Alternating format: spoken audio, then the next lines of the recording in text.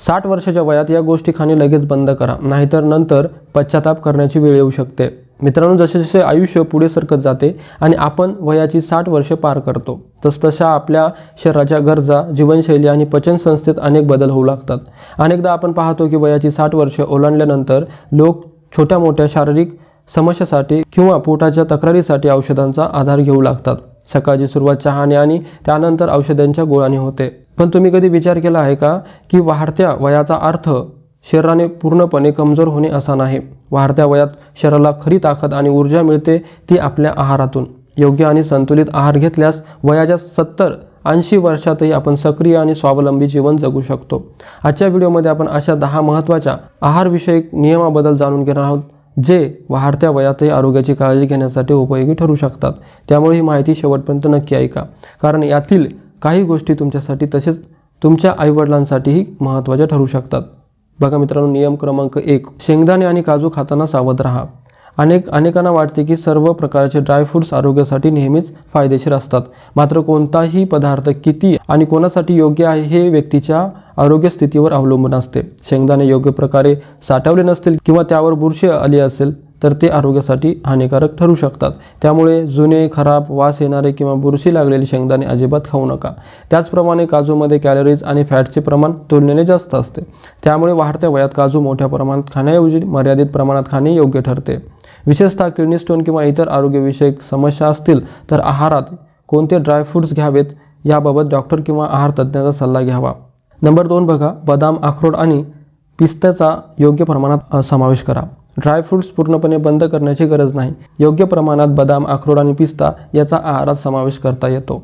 बदाममध्ये प्रथिने, fibre, magnesium आणि इतर पोषक घटक असतात। काही लोकांना बदाम भिजवून खाणे सोयीचं वाटते, पण भिजवणे आवश्यक असे नाही।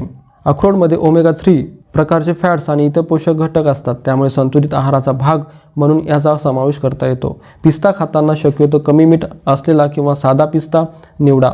जास्त मीठ असलेले ड्रायफ्रूट्स, विशेषतः उच्च रक्तदाब असणाऱ्यांनी टाळणे चांगले।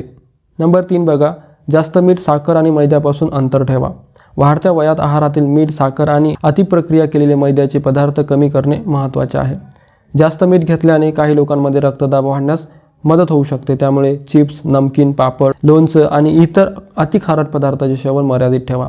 साखरेचे जास्त सेवन केल्याने अतिरिक्त कॅलरीज मिळतात आणि वजन तसेच रक्तातील साखरेवरही परिणाम होऊ शकतो। त्यामुळे मिठाई, गोड पेय आणि जास्त साखर असलेले पदार्थ कमी करा।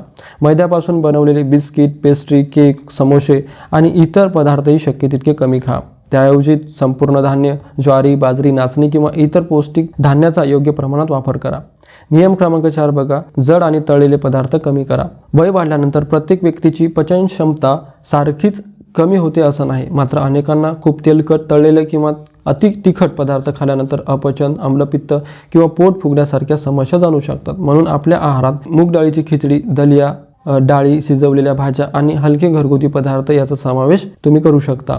रात्रीचे जेवण शक्यतो हलके ठेवा आणि झोपण्याच्या साधारण 2-3 तास आधी जेवण पूर्ण करा। नियम क्रमांक 5 बघा, पुरेसं पाणी प्या। वाढत्या वयात काही लोकांना तहान कमी लागण्याची जाणवू शकते, त्यामुळे दिवसभर पुरेसं द्रव्य पदार्थ घेणं महत्त्वाचं आहे। पाणी कमी प्यायल्यास शरीरात पाण्याची कमतरता होऊ शकते आणि त्यामुळे अशक्तपणा, चक्कर येणे किंवा बद्धकोष्ठता यासारख्या समस्या होऊ शकतात। मात्र प्रत्येक व्यक्तीने तासाला ठराविक प्रमाणात पाणी प्यावे असा नियम नाही। किडनी, हृदय किंवा इतर आजारांमुळे डॉक्टरांनी पाण्याचे प्रमाण मर्यादित सांगितले असेल तर डॉक्टरांचा सल्ला सर्वात महत्त्वाचा आहे। नियम क्रमांक 6 बघा, कॅल्शियम आणि व्हिटॅमिन डी कडे लक्ष द्या। वय वाढल्यानंतर हाडांची मजबूती टिकवणे अत्यंत महत्त्वाचे असते। कॅल्शियमसोबत व्हिटॅमिन डी देखील शरीरासाठी आवश्यक आहे। व्हिटॅमिन डी शरीराला कॅल्शियमचा वापर करण्यास मदत करते, त्यामुळे आहारातून कॅल्शियम मिळवण्याचा प्रयत्न करा आणि व्हिटॅमिन डीची कमतरता आहे का हे डॉक्टरांच्या सल्ल्याने तपासा। सूर्यप्रकाशापासून व्हिटॅमिन डी मिळण्यास मदत होऊ शकते, मात्र किती वेळ सूर्यप्रकाश घ्यायचा हे त्वचेचा प्रकार, ऋतू, ठिकाण आणि इतर घटकावर अवलंबून असते। नियम क्रमांक 7 बघा, भाज्या आणि फळे आहारातून वगळू नका। हिरव्या पालेभाज्या आरोग्यासाठी चांगल्या असतात, त्यामुळे त्या फक्त वय वाढले म्हणून बंद करण्याची गरज नाही। भाज्या स्वच्छ धुवून आणि योग्य प्रकारे शिजवून खा। लौकी, दुधी भोपळा, तोंडली, तुरई, भोपळा यासारख्या भाज्यांचा आहारात समावेश करता येतो। फळांचा रस पिण्यापेक्षा संपूर्ण फळ खाणे अधिक चांगले आहे, कारण संपूर्ण फळातून फायबर मिळते। पपई, सफरचंद, पेरू किंवा हंगामी फळे योग्य प्रमाणात खा। नियम क्रमांक 8 बघा, हळदीचे दूध योग्य पद्धतीने घ्या। अनेक घरामध्ये रात्री हळदीचे दूध घेण्याची परंपरा आहे. दुधात थोडी हळद घालून घेतल्याने काही लोकांना ते आरामदायी वाटू शकते. हळदीमध्ये कर्क्युमिन नावाचा घटक असतो, ज्यावर 10 विरोधी गुणधर्मासाठी संशोधन झाले आहे. मात्र हळदीचे दूध घेतल्याने शरीरातील प्रत्येक प्रकारचा त्रास किंवा सांधेदुखी लगेच बरी होते असे म्हणणे योग्य नाही. ज्यांना दूध पचत नाही किंवा काही विशिष्ट आरोग्य समस्या आहेत त्यांनी ते घेण्यापूर्वी डॉक्टरांचा सल्ला घ्यावा. नियम क्रमांक 9 बघा. शांतपणे आणि व्यवस्थित बसून जेवा. फक्त काय खायचे हे महत्त्वाचे नाही, तर कसे खायचे ते देखील महत्त्वाचे आहे. जेवताना शक्यतो आरामात बसा. मोबाईल किंवा टीव्हीमध्ये लक्ष न गुंतवता अन्नावर लक्ष केंद्रित करा. अन्न हळूहळू आणि नीट चावून खा. प्रत्येक घास किती वेळा चावायचा याचा ठराविक नियम नसला तरी अन्न व्यवस्थित चावून खाल्ल्याने ती खाणे सोपे होते. तसेच घाईघाईने जेवण्याऐवजी आपल्या शरीराला आवश्यक तेवढेच अन्न घ्या. नियम क्रमांक 10 बघा. पोट खूप जास्त भरण्यापेक्षा संतुलित प्रमाणात खा. वय वाढल्यानंतर शरीराला जास्त अन्नाची गरज असतेच असे नाही, मात्र कमी खाणे म्हणजे उपाशी राहणे असेही नाही. आपल्या शरीराची भूक, आरोग्य आणि दैनंदिन हालचाल यानुसार आहाराचे प्रमाण ठरवा. भूक नसताना जबरदस्तीने खाऊ नका आणि जेवताना पोट जास्त भरण्याऐवजी आरामदायक प्रमाणात खा. जर वजन सतत कमी होत असेल, भूक कमी झाली असेल किंवा खाण्यात अडचण येत असेल तर त्याकडे दुर्लक्ष करू नका आणि वेळीच डॉक्टरांचा सल्ला घ्या. माझ्या प्रिय मित्रांनो, वयाची 60 वर्ष पार करणे म्हणजे आयुष्य संपणे किंवा शरीर पूर्णपणे कमजोर होणे नाही. वृद्धत्व हा जीवनाचा एक नैसर्गिक टप्पा आहे. या काळात योग्य आहार, नियमित शारीरिक हालचाल, पुरेशी झोप आणि सकारात्मक जीवनशैली यामुळे आरोग्य चांगले ठेवण्यास मदत होऊ शकते. आपल्या थाळीतून म्हणजेच आपल्या ताटातून अति खारट, अति गोड, अति तळलेले आणि अति प्रक्रिया केलेले पदार्थ कमी करा आणि त्याऐवजी पौष्टिक व संतुलित आहाराचा समावेश करा.